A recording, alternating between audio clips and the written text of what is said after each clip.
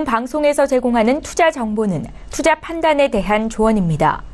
방송에서 제공하는 주식의 가치, 가격 상승 및 가격 하락에 대해서는 방송사에서 보장하지 않습니다. 이 시각 헤드라인 뉴스입니다. 산업통상자원부가 신재생에너지를 중심으로 에너지 정책을 전환하면서 양질의 일자리를 창출하겠다는 방안을 내놨습니다. 2022년까지 탈원전과 신재생에너지 관련 분야에 7만 7천 개 일자리를 만든다는 계획이 담겼습니다. 구체적으로는 신재생에너지 보급 분야에 4만 6천여 명, 원전 해체 산업에 3,500명, 에너지 신산업에 2만 8천 명 등으로 설명했습니다. 이와 함께 노후 석탄 발전 7기를 조기 폐지하고 오염물질 배출량을 2030년까지 절반 수준으로 줄인다는 목표와 함께 올해 하반기에는 원전 해체 산업 민관 협의를 발족해 핵심 기술 개발에 나선다는 방침입니다. 북핵 위기감이 고조된 가운데 기준금리를 결정하는 한국은행 금융통화위원회가 내일 열립니다. 금융시장에서는 경기 신호가 엇갈리고 불확실성이 높아진 상황이라 기준금리가 연 1.25%로 동결될 것이라는 전망이 우세합니다. 이번에도 동결된다면 기준금리는 지난해 6월 0.25%포인트 인하된 이래 14개월째 제자리를 지키게 되는 건데 지난 7월 금통위 이후 금리 인상 가능성이 부각하는 듯 했지만 이달 들어 북핵 리스크가 커지며 분위기가 달라진 것으로 해석됩니다.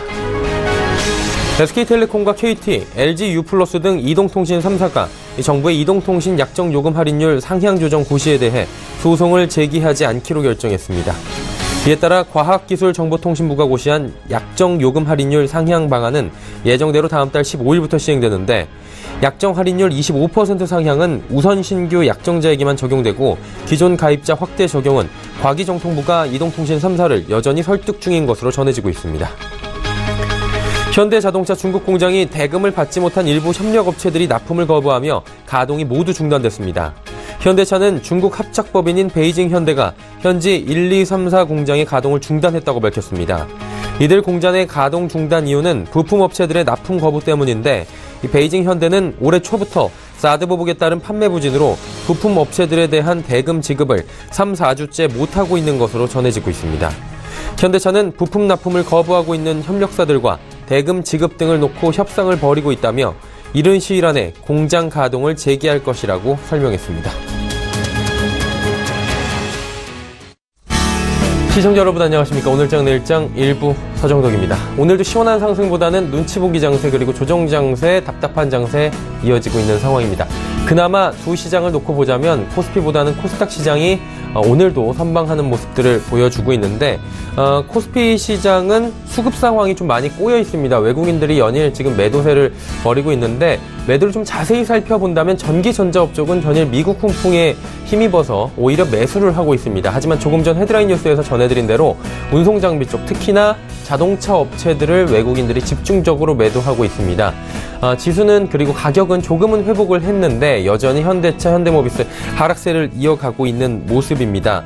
중국 공장 가동 중단, 노사 간 합의가 이루어지지 않으면서 외국인들의 매도가 지금 연일 계속되고 있는 자동차 관련주들입니다. 그리고 좀 거시적인 부분을 살펴보자면 대외 악재들 그리고 대내 악재들 아직도 여전한 상황이긴 한데 조금씩 분위기는 좋아지고 있습니다. 북한 리스크는 좀 잠잠해진 듯한 모습을 보이면서 코스닥 시장은 거래소 대비해서 지금 강세를 보이고 있는 상황입니다. 그러다 보니 오늘이 8월 거의 마지막 거래일에 하루 앞두고 있는 상황이고요. 9월장을 기대해야 될 텐데 9월장에서 코스피보다는 코스닥을 봐야 하는 것이 아니냐라는 이야기들도 나올 수밖에 없는 상황인 겁니다. 자, 오늘장 내일장에서 8월을 마무리하는 이 시점 그리고 9월을 대비하는 이 시점에 하나 둘 힌트를 얻어가 보시면 좋을 것 같습니다. 본 방송에서 제공하는 정보는 투자 판단에 대한 조언일 뿐입니다. 해당 주식의 가치, 수익률을 보장해드리지 않는다는 점 참고해 주시면서 시청해 주시길 바랍니다. 코스피 지수 확인해 보도록 하겠습니다. 코스피 지금 강보합권 여전히 유지는 하고 있습니다. 2366.19포인트, 불과 1.45포인트만이 상승하고 있는 코스피 지수인데요. 일중 흐름 체크 한번 해보도록 하죠. 일중 흐름 보시면 들쭉날쭉하긴 한데 위아래로 변동폭이 그렇게 크지가 않습니다. 오늘은 눈치 보기 장세다 그냥 이렇게 보시면 될 것 같습니다. 저점 부근이긴 한데 고점이 2369포인트밖에 되질 않습니다. 코스피 이 큰 변동폭이 보이지 않고 위아래로 5포인트도 되지 않는 짧은 변동 진폭을 가지고 오늘 움직이고 있는 상황입니다. 수급주체 체크해 볼 텐데 수급주체 보시면 오늘도 외국인은 팝니다. 개인도 팔고요. 하지만 기관이 751억 원 지수를 방어해주고 있고요. 오늘도 연기금은 249억 원 삽니다. 투시는 477억 원 순매수하고 있다라고 집계가 되고 있는 상황입니다. 수급 주체까지 봤고요. 시가총액 상위 종목들 살펴볼 텐데 전기전자 업종들 삼성전자 약보합권으로 전환이 됐습니다. 230만 원 공방 벌이고 있고요. SK하이닉스 1% 상승합니다. 하지만 말씀드린 대로 현대차 1,000원 정도 낙폭이 있습니다. 포스코 상승하다가 지금 하락 반전했는데 낙폭이 조금 더 커지고 있습니다. 1.33% 하락하는 모습입니다. 다음 살펴보죠. 한국전력, LG화학 상승하는데 LG화학 같은 경우에는 전기차 배터리와 관련된 오늘 이슈가 나오고 있고요. LG전자의 이슈들이 나오면서 덩달아서 같이 상승하는 모습들 보여주고 있습니다. LG화학은 지금 목표 주가도 지금 18%가량 올린 리포트까지 지금 나온 상황이라고 하죠. 네이버 오늘 하락하고요. 소폭, 신한지주, 삼성물산은 보합권입니다. 다음 살펴보도록 하죠. 현대모비스 보합권까지 그래도 올라왔습니다. KB금융은 강보합권이고요. 삼성생명과 SK텔레콤 하락합니다. SK텔레콤은 결국에는 소송을 제기하지 않는다라는 헤드라인 뉴스 방금 전에 전해드렸는데요. 다음 달 15일부터 약정 할인 요율이 25%로 신규 가입자에 한해서 올라갑니다. 그리고 기존 가입자도 지금 정부와 여러 가지 이야기가 나오고 있다라고 전해드린 대로 부담감이 좀 있는 상황입니다. 주가가 눌릴 수밖에 없고요. SK는 보합권입니다. 코스닥 지수 살펴보도록 하죠. 자, 코스닥 지수는 655.67포인트입니다. 상승폭이 좀 둔화가 된 상황이긴 한데 0.26% 정도 상승하는 모습입니다. 일중 흐름 체크해 보도록 하죠. 일중 흐름 체크해 보시면 655포인트부터 657포인트 역시나 코스닥 지수도 탄력성은 좀 떨어집니다. 상승폭은 거래소보단 크긴 한데 탄력폭이 좀 떨어진다. 양시장 모두 지금 눈치 보기 장세는 여전하다라고 보시면 될 것 같습니다. 고점 대비해서 좀 많이 내려와 있는 상황입니다. 자, 이제 수급 주체 체크해 봐야 될 텐데 외국인의 매수 물량이 많이 줄었습니다. 19억 원대까지 줄었고요. 개인도 149억 원 매수합니다. 하지만 기관이 100억 원 매도하는데 투신 연기금이 사고 금융투자는 팔고 있는 상황입니다. 자, 이거 시가총액 상위 종목 살펴볼 텐데 1위부터 5위 먼저 보도록 하겠습니다. 빨간불이 조금 더 많이 보이네요. 하지만 상승폭, 하락폭 전부 다 0%대입니다. 셀트리온과 셀트리온 헬스케어, 메디톡스 모두 0.09에서 0.4% 정도의 상승. 그리고 CJENM과 슈젤도 0.6%, 0.19% 하락입니다. 다음 살펴보도록 하죠. 로엔, 코미팜, 바이로메드 하락하는데 바이로메드 같은 경우에는 지금 기대감으로 임상 3상에 대한 기대감으로 쭉 올라왔었는데 오늘 조정이 살짝 나옵니다. 포스코 캠텍은 지금 전기차 얘기 나오면서 오늘도 상승합니다. 29,850원대까지 연 며칠째 지금 상승하면서 3만원 부근까지 치고 올라가는 모습입니다. 자, 이제 다음 마지막으로 11위부터 15위 체크할 텐데 파란불이 좀 더 많이 보이네요. 신라젠, GS홈쇼핑, 컴투스, 파라다이스. 낙폭이 크진 않은데 모두 0%대 하락 보입니다. 서울반도체만이 1%대의 강세 보이고 있다라고 체크하시면 될 것 같고요. 원달러 환율 살펴보도록 하겠습니다. 어제 급등했던 원달러 환율 오늘 또 급락합니다. 1121원 70전에 거래가 되면서 하루 만에 원화는 강세 흐름으로 전환이 되는 모습입니다. 국내양 증시 흐름 여기까지 살펴보도록 하겠습니다.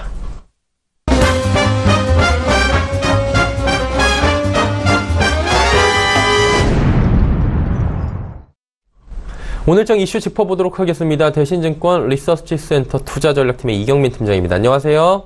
네, 안녕하십니까. 팀장, 어제는 그래도 장 초반보다는 장 후반에 한마디로 전략 후강 장세를 보이면서 오늘을 기대를 하게 했는데 기대보다는 오늘장이 선방하지는 못하지만 그래도 저점 확인한 거 아니냐, 이 얘기는 충분히 나올 만합니다. 어떻게 보십니까? 저점 확인이 됐다고 보십니까?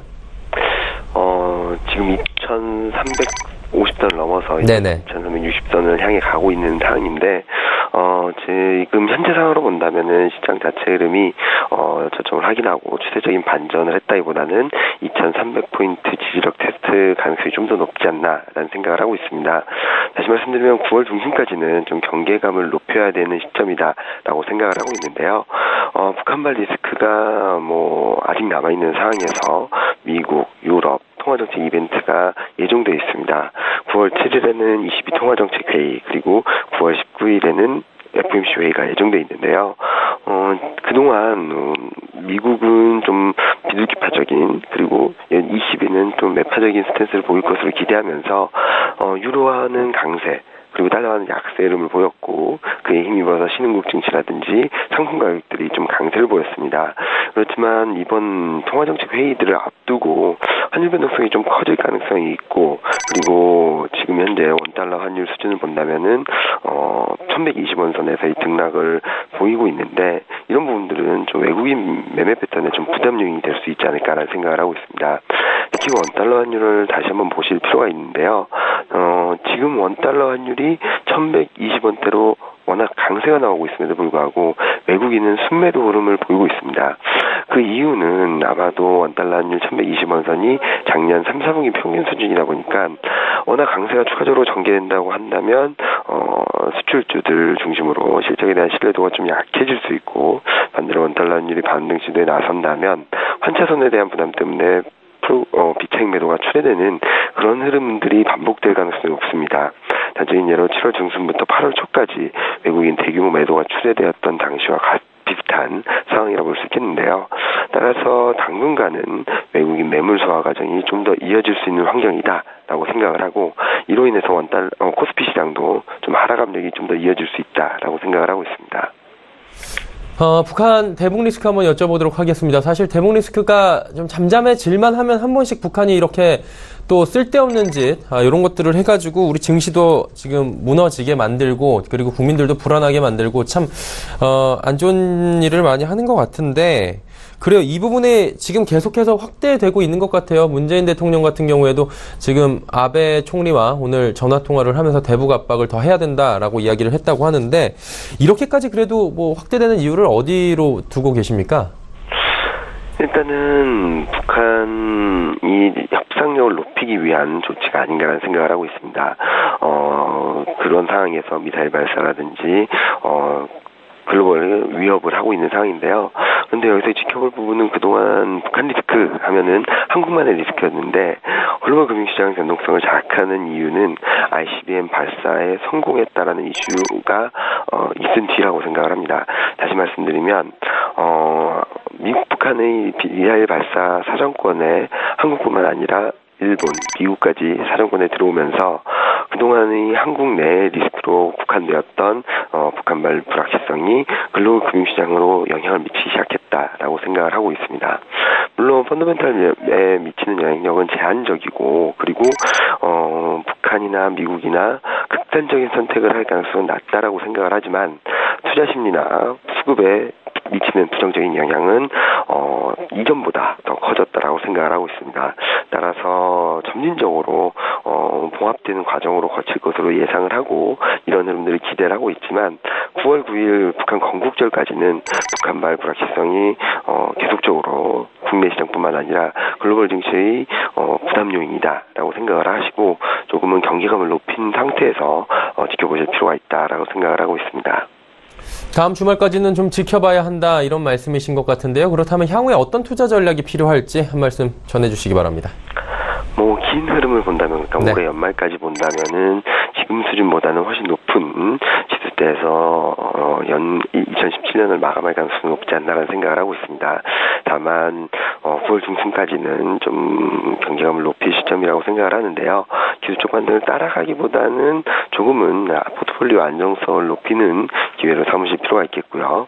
적극적인 비중 확대, 매수 지수대는 2300포인트 이하라고 생각을 하고 시점은 9월 중순경이 될 것으로 예상을 하고 있어서 지금은 조금은 방어적인 스탠스가 필요하다라고 생각을 하고 있습니다. 네, 아직까지는 보수적 관점이 조금 더 유효한 시점이다라고 정리를 하도록 하죠. 오늘 말씀 감사합니다. 네, 감사합니다. 대신증권 리서치센터 투자전략팀의 이경민 팀장이었고요. 이슈 칼럼 바로 이어집니다.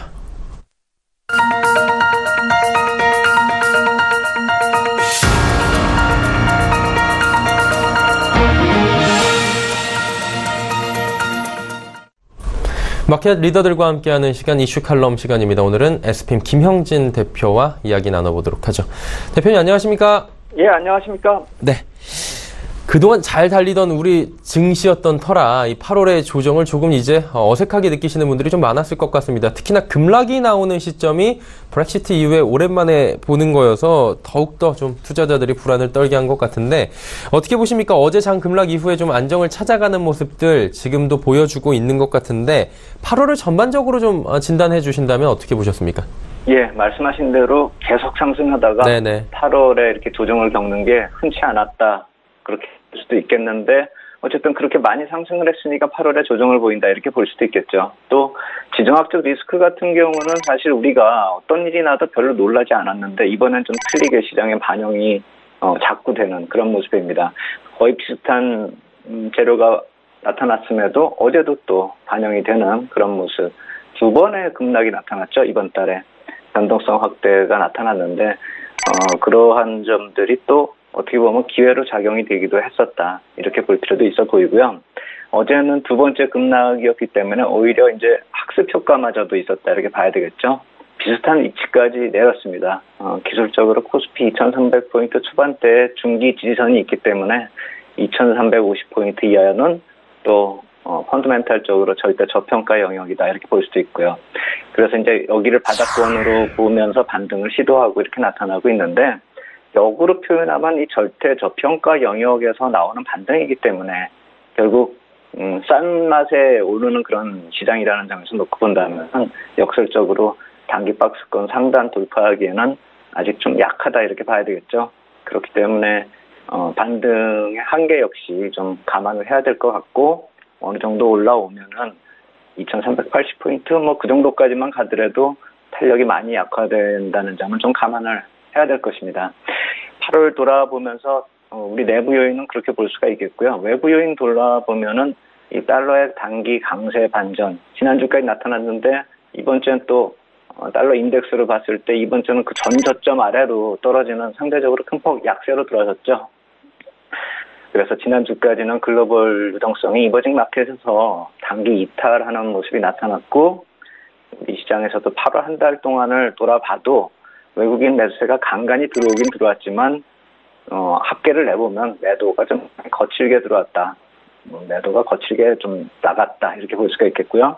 이머징 마켓 시장 전체적으로 자금 이탈이 나왔다고 이렇게 집계가 되는데 실제로 보면 이머징 마켓만 하락했다 이렇게 볼 수도 없고 글로벌 시장 전체적으로 큰 충격 없이 단기 조정 국면의 흐름을 보였다 이렇게 볼 수가 있겠는데 8월 이제 하루 남았죠. 내일까지요. 그런 상황에서 한번 글로벌 증시 흐름을 살펴보니까 코스피는 어제까지 한 1.58% 내린 상황에서 S&P 500이 0.97%, 일기가 좀 많이 내렸더라고요. 2.8%, 독일이 우리하고 비슷하게 1.4% 정도요. 그런데 대만이 0.66% 오르고요. 되래요. 상해 증시는 2.8% 오르고요. 결국 중화권 증시는 좀 강했었다. 이렇게 볼 수가 있겠고 인도네시아도 0.8% 정도 올랐습니다. 동남아 증시 역시 마찬가지로 강했다. 이렇게 볼 수가 있겠죠. 우리보다요.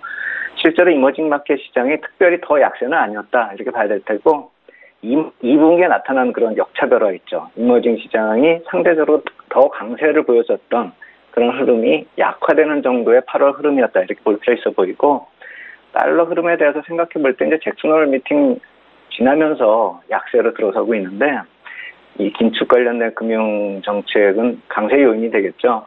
그런데 이제 이 긴축도 불확실한 그런 측면에 들어섰기 때문에 약세로 들어서면서 트럼프 대통령 중심으로 정치적인 불확실성 이쪽이 또 약세 요인으로 반대쪽에 있기 때문에 재료가 좀 어느 쪽이 나타나면서 반응하는 모습이 반복될 것이다. 이렇게 좀 볼 필요 있어 보이고 9월에 FOMC 회의가 이제 중반에 있죠.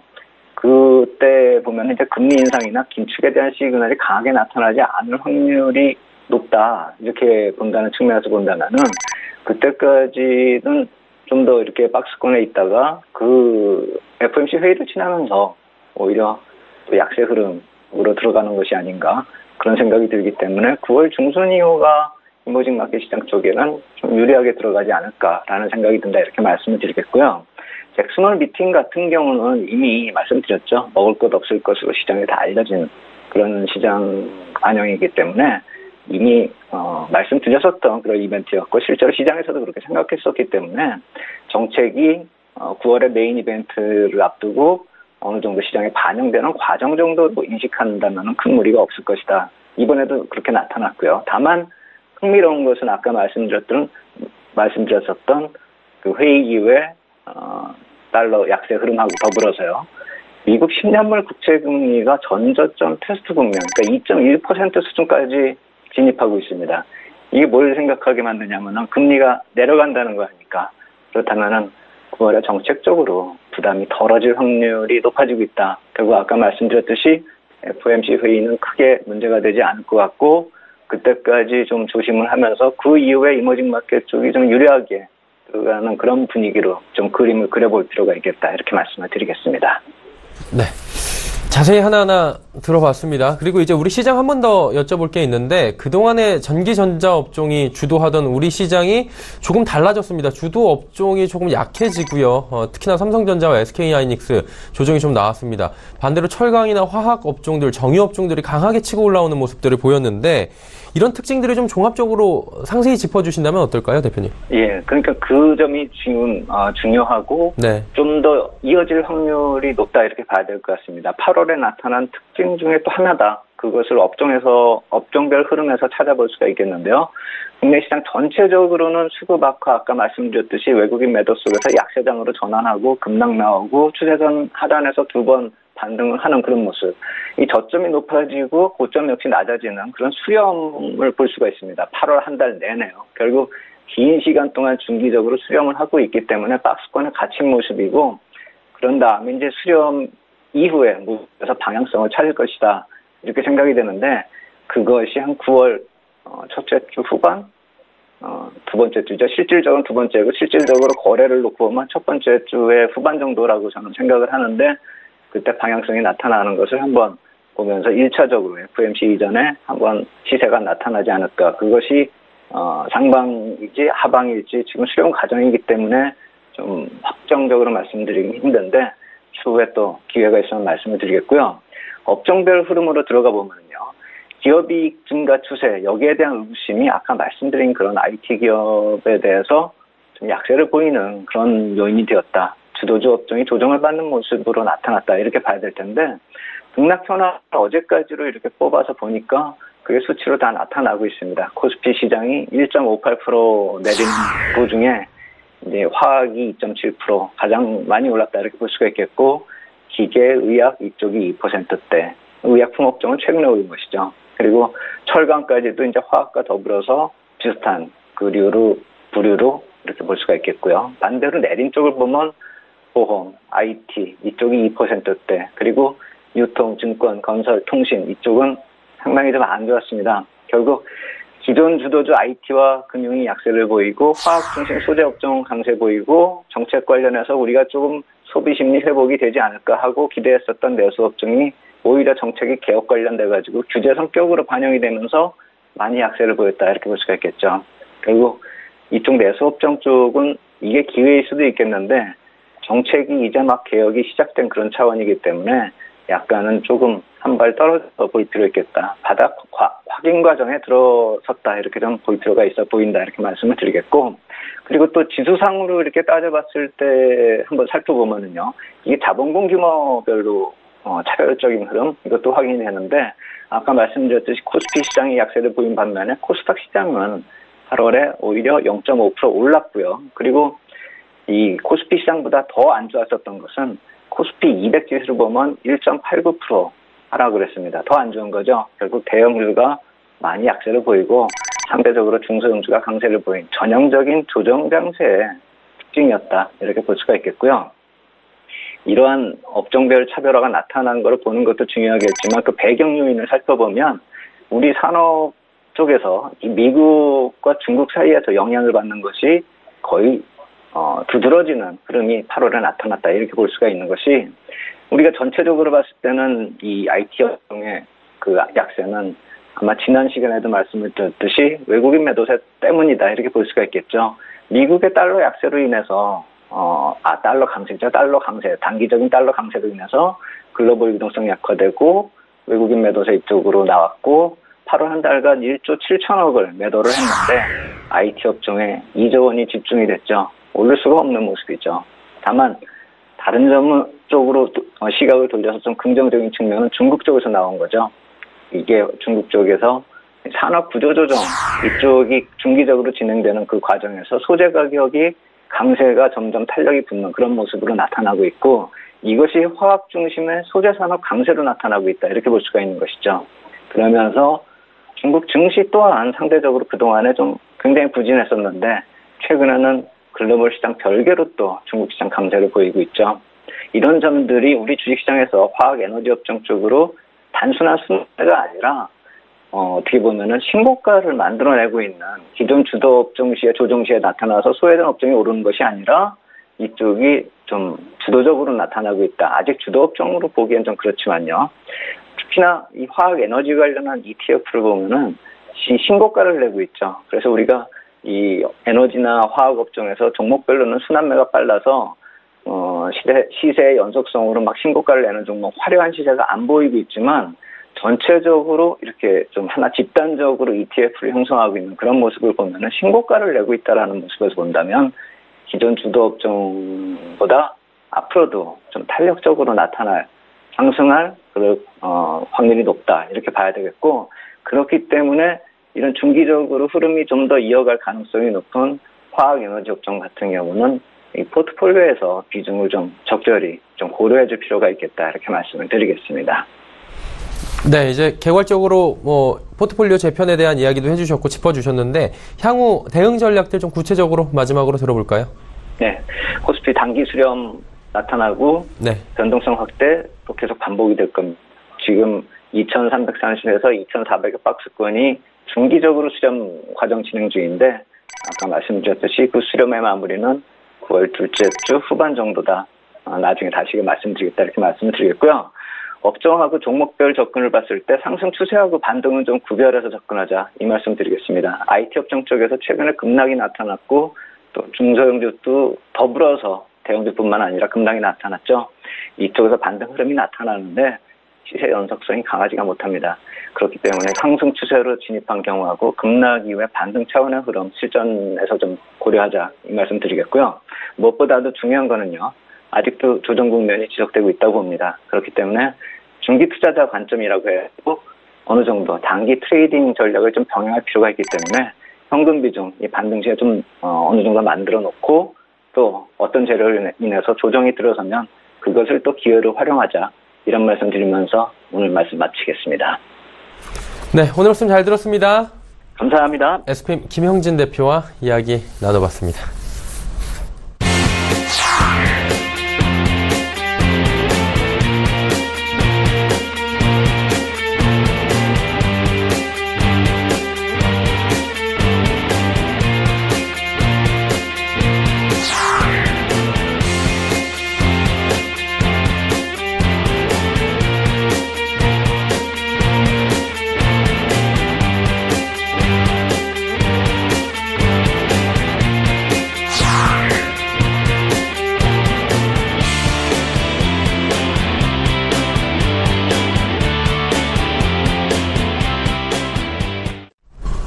오늘장 내일장 1부 함께 하셨고요. 잠시 뒤 2부 예고해드립니다. 많은 종목 이야기 준비가 돼 있고요. 여러분의 종목 상담까지 받아보는 라이브 매매 타임 시간이 준비가 돼 있습니다. 하단의 번호 100원의 정보 이용료 추가되는 샵 0082번을 통해서 종목 상담 보내주시면 되고요. 이분들과 함께합니다. 유한타증권 은평지점의 지문상대리 하나금융투자증권 설릉금융센터의 송동현 팀장과 함께하도록 하겠습니다. 2부에서 뵙겠습니다. 고맙습니다.